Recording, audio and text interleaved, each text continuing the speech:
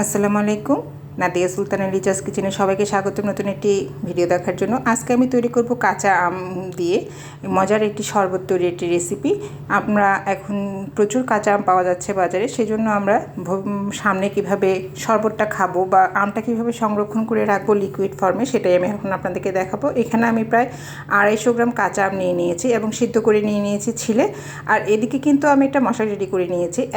Half চামচ জিরা, half চামচ মৌরি এবং হাফ চামচ গোলমরিচ ভালোভাবে টেনে নিচ্ছি। আর ওদিকে যে আমগুলোকে আমি ছিলে সিদ্ধ করতে দিয়ে দিয়েছি, সেগুলো সিদ্ধ হওয়ার পরেই কিন্তু আমি সেগুলোকে খুব ভালোভাবে চটকে নেব। আর এদিকে এই মশলাটাকে আমি গুঁড়ো করে নেব। আপনারা দেখতেই পাচ্ছেন আমার আমগুলো কিন্তু খুব ভালোভাবে সিদ্ধ হয়ে গিয়েছে। এবার আমি চামচের সাহায্যে আমগুলোকে ভালোভাবে থেতলে নিচ্ছি। আর বিচিটা বা আটি যেটাই বলি না কেন, সেটাকে আমি ফেলে দেবো। আপনারা চাইলে কিন্তু আটি সহ আমও নিতে পারেন, কিন্তু আমগুলো একদম ফ্রেশ কাঁচা হতে হবে। সেই সাথে নিয়ে নিয়েছি 1 গাঁটি পুদিনা পাতা। আর আম সিদ্ধ করার সময় যে পানিটা ছিল, সেখান থেকে অল্প একটু পানি এখানে আমি ব্লেন্ডারে দিয়ে দিয়েছি ভালোভাবে পেস্ট হওয়ার জন্য। সেই সাথে দিয়েছি 1 চামচ লবণ এবং 1 চামচ বিট লবণ। এগুলো ভালোভাবে ব্লেন্ডার হওয়ার পরে কিন্তু পাত্রের মধ্যে আমি যেই কাপের পরিমাপের পানি দিয়ে আমি আম সিদ্ধ দিয়েছিলাম, সেই কাপের পরিমাপের 2 কাপ পরিমাণ চিনি এবং আমের পাল্পগুলোকে খুব ভালোভাবে সেদ্ধ করে নিচ্ছি।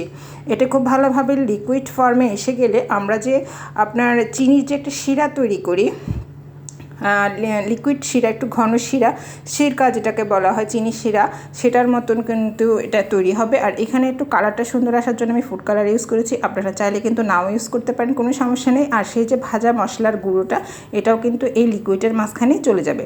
তো আপনারা দেখতে পাচ্ছেন আমার এই শিরাটা খুব ভালোভাবে হয়ে গিয়েছে, খুব ভালোভাবে একটা কালারে এসেছে এবং একটু ঘন হয়েছে। অতিরিক্ত ঘনও হবে না, আবার অতিরিক্ত পাতলাও হবে না।